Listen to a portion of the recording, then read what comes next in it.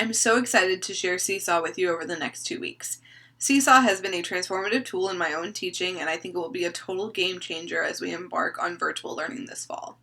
The title of this video is, What is Seesaw? To answer that question, Seesaw is a digital portfolio tool.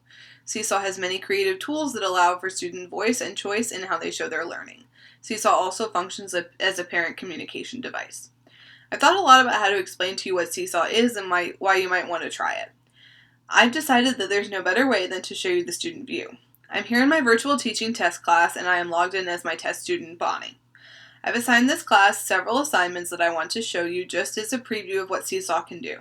I'm going to act as Bonnie and work through some assignments as I talk to you about my Seesaw journey and how I got to this moment. So to get to my activities, I'm clicking on the light bulb. And first I'm going to open my ABC order task. And this is the first activity I ever used with students. So this is a tried and true activity from my first year at TES. And if you are a teacher who likes to do sorts, Seesaw is definitely for you. Seesaw makes it very easy to create movable pieces using words or pictures, or you could use emojis that can be sorted. Seesaw cannot be beat for digital sorts. I've dabbled in Seesaw a little bit each year at TES, but my relationship with Seesaw really changed this past spring when the school buildings closed. Seesaw was initially a program that could be accessed only at school, and Seesaw anticipated the needs of teachers and developed home learning codes. With these codes, students are able to access Seesaw at home, and it's very secure. They can only see their own work and only the comments from their parents and their teachers. My students will begin the year with home learning codes.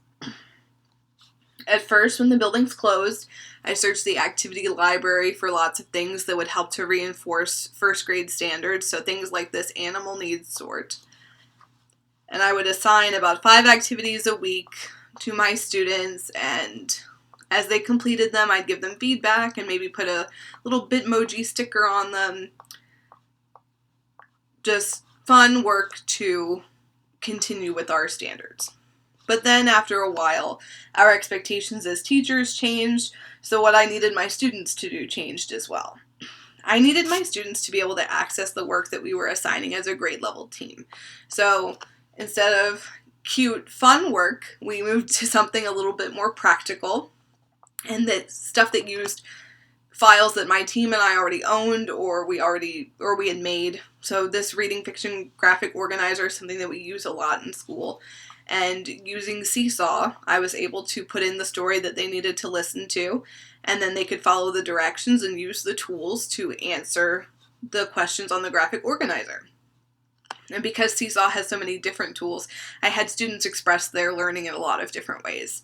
Some who had touchscreen devices were able to use the pen tool to write the answers. Others used the label tool to type their answers, and others even used speech to text to type what they learned. So every child was able to show me that they understood what the questions were asking, that they understood the story, and they all showed it in their own way. Another assignment that we did was to review our famous Virginians, and that was using graphic organizers and writing paper. So my students were able to watch a video about each famous Virginian and then fill in their graphic organizer. And then they had 3 pieces of writing paper where they could take their facts from their graphic organizer and write a sentence. And they could draw a picture. And I had some students get very creative and build a picture with their Legos and take a picture of it and put it in the box. So lots of different choices on how to show what they know. As I provided work to my students, I also found that I needed to be able to record and teach asynchronous lessons. Things like I might use my smartboard or my document camera for at school, and I didn't have access to those things. So Seesaw provided me a place where I could build those lessons using slides and then use the creative tools to complete the lessons and record the videos for my kids. So for this one, I explained what turnaround facts were. We took a look at an anchor chart, and then I had problems here where I could use the move tool to click and drag my apples that I stacked up to create 8 and show one way to make 8 and then how to turn it around to make 8 with that flip-flop fact or that turnaround fact, depending on what your curriculum calls it, what you call it. Just lots of ways to practice it, and then I was able to put in the work that they were expected to do.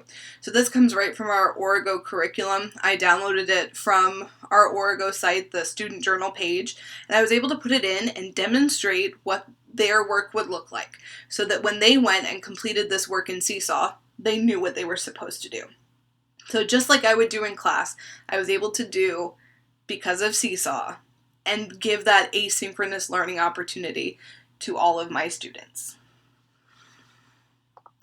The real magic for me happened when my students used the creative tools themselves.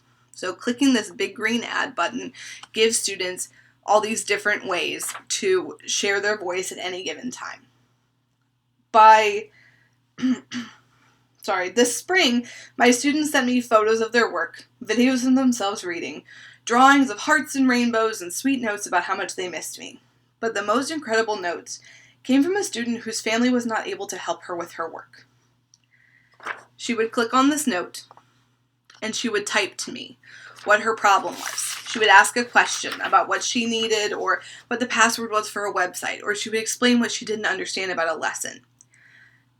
This is huge because in the lower grades, our kids don't have access to email. I didn't have any way to reach directly to my student. I would have to go through their parents. But because of Seesaw, I was able to provide her with answers and help right when she needed it, and we didn't have to wait for her mom to wake up. Because her mom was registered with a family Seesaw account, I felt secure providing information to her daughter because I knew that the mom could monitor our communication, and so could the co-teachers of my Seesaw class. I was able to give that student exactly what she needed in real time because she was able to ask me in her own way. Other students made videos to ask me questions, and then I could go in the comments and leave a voice comment or type a comment that would give them the answers that they needed. Seesaw made distance learning so much easier for my students and I this spring. My students didn't need a printer to access their work. They didn't have to wait for an adult to wake up or come home to ask me for help. Students of various ability levels were able to take control of their own learning and were able to show what they know in the way that was most comfortable for them. I cannot see myself teaching virtually next year without this powerful tool.